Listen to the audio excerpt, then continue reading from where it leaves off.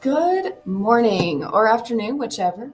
All right, if you guys would, please find your textbooks. We're going to actually be in two different sections. So we're going to start in section 15.6, and we're going to look at problem number 2 on page 854. Okay, 15.6, problem number 2 on page 854. We are looking at nonlinear relationships in scatter plots. Okay. So marine biologists often study tidal charts that show the time of day and the height of the tide. The chart shows the approximate time in hours beginning at the high tide for one day and the height of the tide at the beach in North Carolina. So I'm going to start with the hours of 0, 3, 4, 6, so on and so forth. And here is my water level at each of those hours. Okay. Problem number 1 is asking us, okay, so number 1 says, describe the independent and the dependent variables in my problem situation. So when I go to graph this, I normally have X in the left column and Y in the right column, okay, where my independent, so independent, okay, my independent variable is my time, okay, my dependent, I think I spelled that right, my dependent variable is my water level. Okay. I usually always get things confused. And sometimes when I think about it, I think of independent. Everybody likes to be independent on their own. And what is very independent is time. Okay. And dependent, it's something that is depending upon something else. So dependent is my water level. So my water level, it depends upon my time, which is an independent variable. Okay. All right, so let's take that and we're going to look at problem number 2, and we're going to create a scatter plot of the data. Label and provide a title for your scatter plot. Okay, so my X values, or my independent, is my time. Okay, and my Y value is my water level. That's my Y value. That's my dependent. Okay. And if we've got to give a title to this, let's see, water level in North Carolina.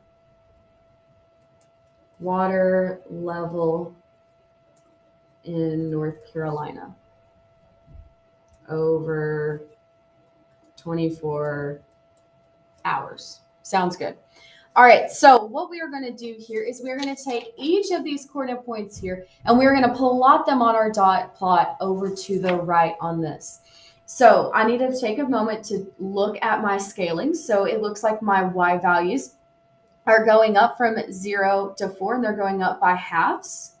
So 0.51, 1.52, 2.53, 3.54. And my X variables, they're going up by 6s. So 6, 12, 18, 24. Can we do two different scalings? Yes, we can do two different scalings as long as my Y values are still going up by halves only and my X values are going up by 6s only. Okay, now let's take a look in between 0 and 6. It looks like I have 1, 2, 3, 4, 5, 6. So it looks like each individual line here is going up by 1, but they only labeled up through 6. So they were skipping by 6 is what I mean. Okay, so if you'd like to go ahead and just label each of these by their individual numbers, if that helps you, then please take the time and do that. Okay, so we're just going to plot just a few together.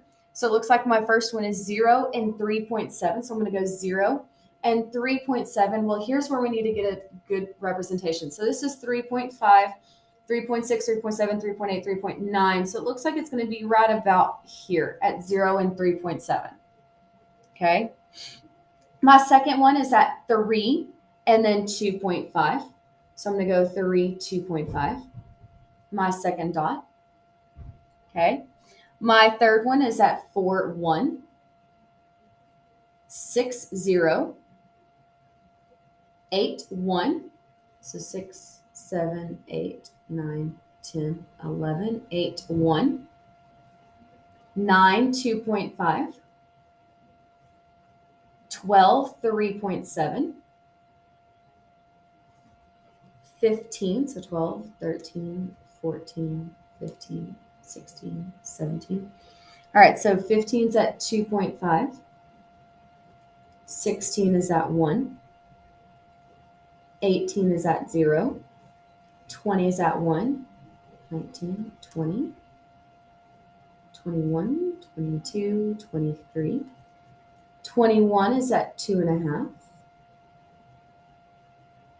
Did I do that right? 20 is at 1. Yep. 21 is at 2.5. Yep. Okay. And then 24 is at 3.7. Does it go over that far? It does. Okay. All right. Sorry, I had to think about it for just a second. All right. So now we should have our dot plots here. It looks like it's going down and then up. And then do you think there is a linear, nonlinear, or no relationship between the time and the tidal height? Okay. Well, obviously we can tell like right here that it's not going to be linear. So it's nonlinear. Okay. It's a nonlinear relationship. And is there a time or is there a relationship between the tidal wave and the height? And there is. There seems to be a pattern between time and tidal height, but not linear. Okay, but it's not linear. It's not a straight line.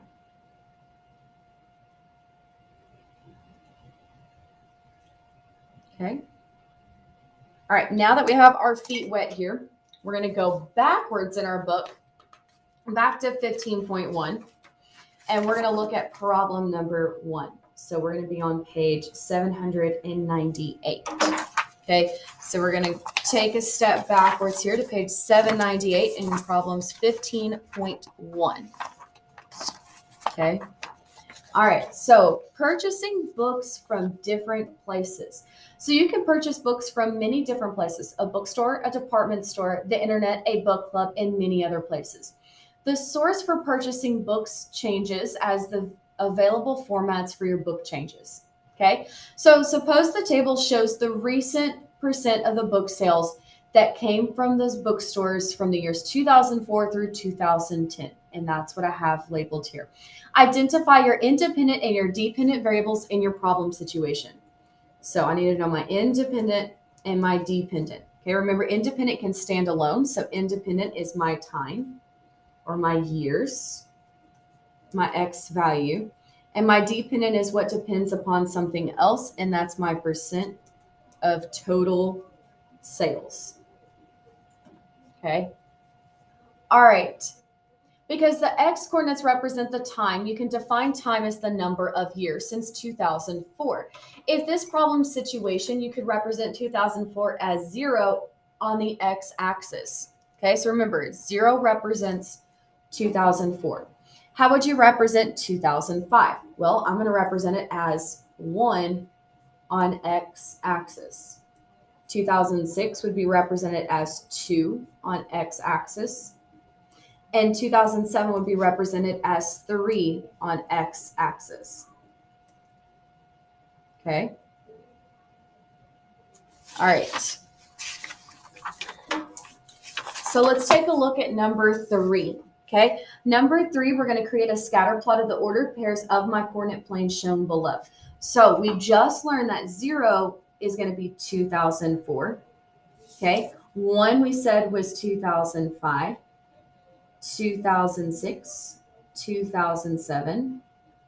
And let's go ahead and finish 2010, finish out my numbers here. Okay. So I'm going to start at 2004 and go all the way up. All right. So I need to create a dot plot. So I'm going to look at my time and then I'm going to look at my percentages. Well, in 2004, it tells me on my table on the other page that I'm at 50.8. So I'm going to go all the way up here to 50. Well, it looks like I'm going up by 5s. Okay. And before I get there, this little piece right here, that's called a break. Okay. You can have breaks in your graph as long as they're represented and shown just like this with a little kind of like a little heartbeat here. And that break tells me that I'm still continuing up by 5s, but I don't want to count the first 0 through 30 points right here. okay? Because in our data table, we don't need all of that. We need 30 and above, okay? So to make our graph a little bit shorter and easier to see, they give us what we call a break here.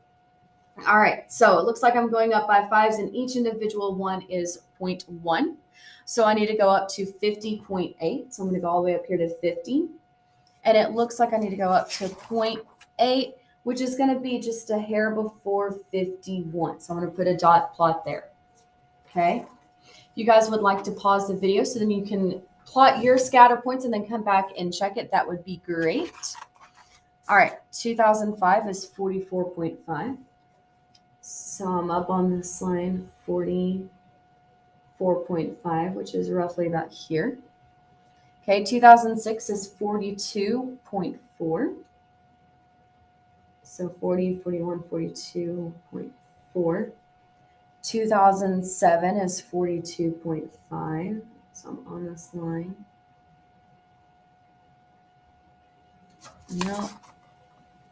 Let's see. 2008 is 36.8. So 35, 36, 36.8. 2009 is 33.2, sorry. So 30, 31, 32, 33.2. And then 2010 is 32.5, right about there. All right. Okay, so do all the points in the scatter plot lie on the same line? What does this tell you about the percent of total cells in this? Well, the points do not lie on the same line, but they do not change at the same rate. Okay, they don't lie on the same exact line, but we can tell that they're going in the same general direction. Okay, so the points do not lie on the same line. Okay. Percent of sales is not changing by the same rate each year. All right. But we can be able to help us find this. All right. So sometimes it seems there is not a linear relationship between the data points in the scatter plot. However, some of the data points may be clustered where a straight line might pass through. Although hang on, give me 2 seconds. My bad. I lost my train of thought. Although a straight line will not pass through all the points in your scatter plot, you can use a line to approximate the data as closely as possible. This kind of line is called a line of best fit. Okay.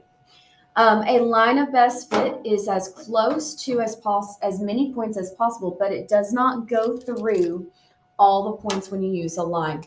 Okay. It does not go through all the points when you use a line of best fit. So we're looking at line of best fit. Okay, the line of best fit is often referred to as a model of the data or a trend line. Okay, when data is displayed with a scatter plot, constructing a line of best fit is helpful to predict values that may or may not be displayed on the plot. You want to begin by analyzing the data and ask yourself these few questions here. Does the data look like a line? Okay. Does the data seem to have a positive or a negative correlation? Okay. So if we go back here, it looks like we can draw a line of best fit. And then does it have a positive or negative? So if I take my pencil and I go from left to right, it looks like it's going to have a negative association. Okay. All right. Let's take a look at this here. 800, 801. All right. So let's take a look. So constructing the line of best fit. So we begin by plotting the data. That's what we did here. We plotted our data points. Okay. The second step is that we're going to enclose our data. So we're going to draw a circle through our data. Okay. And then the very last step, the third step, is that we're going to take a ruler and we're going to draw a line that's going to be about best fit, meaning that it's going to cut my data in half. Okay, I'm going to cut my data points in half. Okay, and note that the data points, the line of best fit does not have to go through all of my data values, just a few. Okay, just a few. All right, so let's look at number 7 here. Okay, so we're going to skip a couple of these questions here because that does not pertain to us for this year. But we're going to take a look at our line of best fit. If we are predicting the values that fall within the plotted values, you are interplotting. If you are predicting values that fall outside the plotted values, you are explorating. Okay, interplotting means you're looking at stuff that you have. Explorating is thinking of like what could happen. Okay, so we're going to use the line of best fit. We're not going to use the equation to predict the percent of book sales from the bookstore. So we're going to look at 2011 and then 2013. Okay. All right.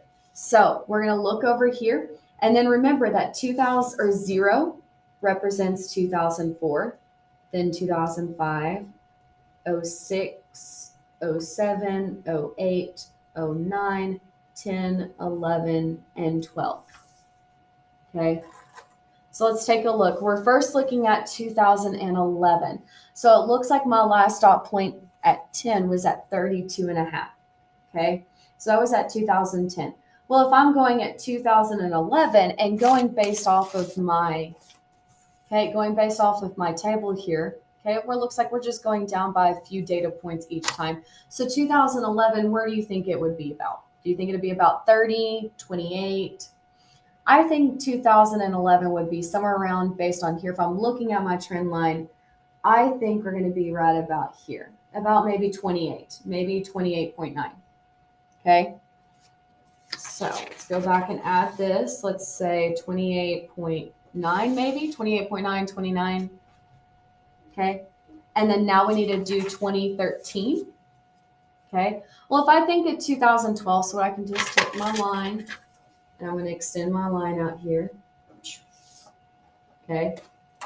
So I know that 2012 is going to end up right about here, but I want to know, what about 2013? Okay. So if we're going down, blah, blah, blah, let's say about here. So let's say this is 30, 29, 28, 27, 26, 25. Okay. 25 will be about 2012. And then maybe 24, 23. Okay, if I think about 13, maybe about down here. Sorry, roughly about down there. So maybe 23-ish. Okay.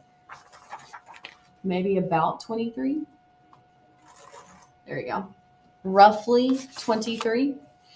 And then explain how you determined your predictions. So we used our line of best fit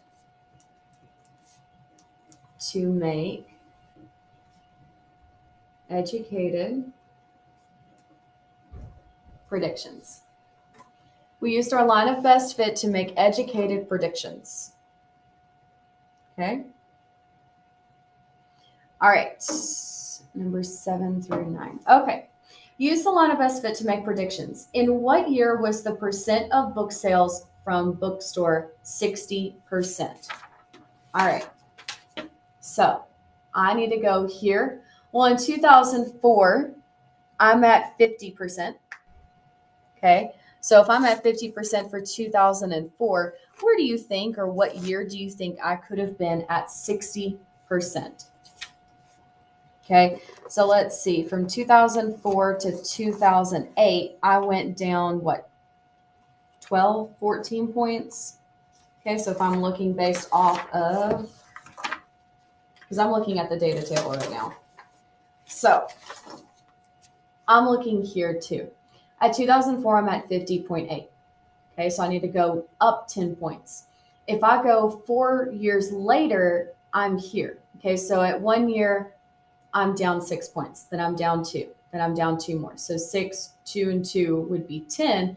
So in about 4 years prior to that. So if I were to go 4 years previous, I should be roughly about 60%. And 4 years previous of that would be 2000. Okay. There we go. So around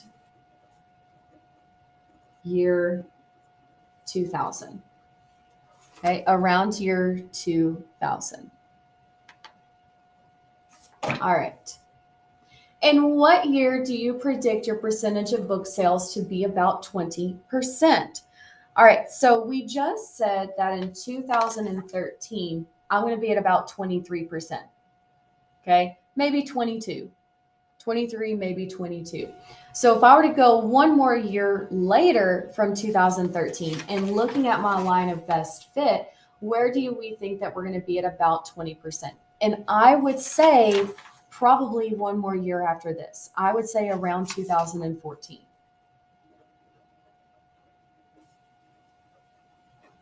Okay, around 2014. Explain how you determined your predictions. We can say this. We used our data table and line of best fit to make an educated prediction. Okay, I probably spelled that wrong. All right, and then the last question here, number 9. Use the line of best fit to determine the percent of book sales from the bookstore in 2006. Okay, so we can go back to our line of best fit here. Let me flip back to that page. And I want to know for 2006, well, that is right here at 2. And it looks like 2006. And with our data table, we can easily see that as well. I think that's right. Nope, right here. Ms. Roberts can get this correct. We're at 42.4% in our sales. Okay, we're at 42.4% in our sales. So about 43%. Okay. All right, if you guys have any questions, please let us know.